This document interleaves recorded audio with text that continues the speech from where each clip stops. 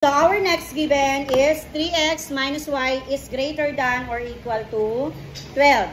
Again, step 1, we need to write the given inequality in equation or equality.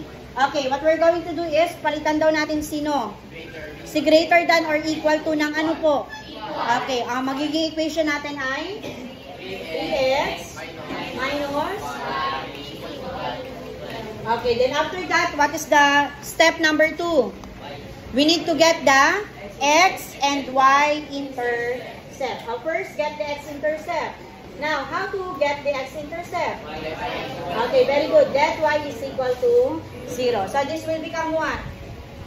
3x minus, what is y? 0. Is equal to, and then simplify, 3x minus 0.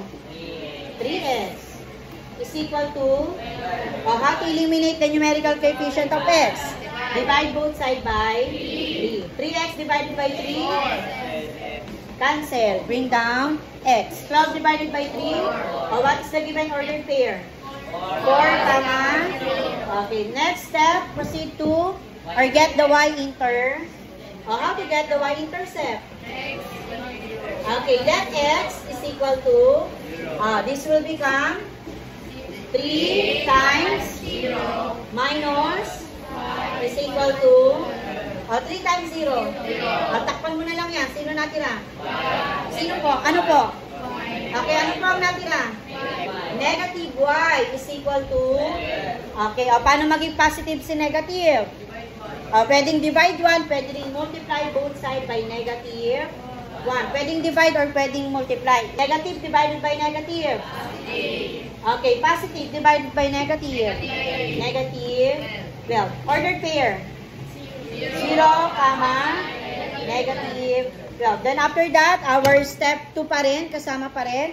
After getting the x and the y-intercept, we're going to plot the given ordered pair using a Cartesian plane. Okay, first, positive 4, right, left.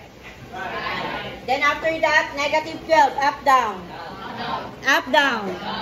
Okay, so dahil hanggang negative 10 lang ang aking nagawa, pero may arrow naman sa ilalim, meaning, this arrow is infinite siya. Tama ba? So, i-extend ko na lang. Negative 10, negative 11. Okay, ito si negative 12. Okay, after plotting the 2 points, what's next? Connect the 2 points using what? Broken or solid? Solid line. Connect the 2 points. Okay, so, after connecting the 2 points, what is the next step? We need to use how to identify the shaded part. What we're going to do? We need to use the test point. Our test point is 0, comma. Okay, so substitute 0, comma 0 at the given inequality. So this will become 3 times, what is x?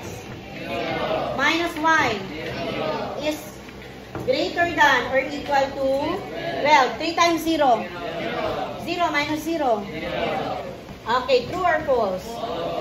Okay, mas malaki daw ba si 0 kaysa kay 12? Again, true or false? Okay, so dahil false yan, identify mo muna. Asan si origin? Nasa right, nasa left. Nasa right, nasa left. Okay, dahil nasa left to, ito ba ang shaded part natin? No, iiwasan natin yan. Meaning, ang shaded part ay ito po. Okay, anong tawag sa part na to? Solution set. Okay, question. Do you understand?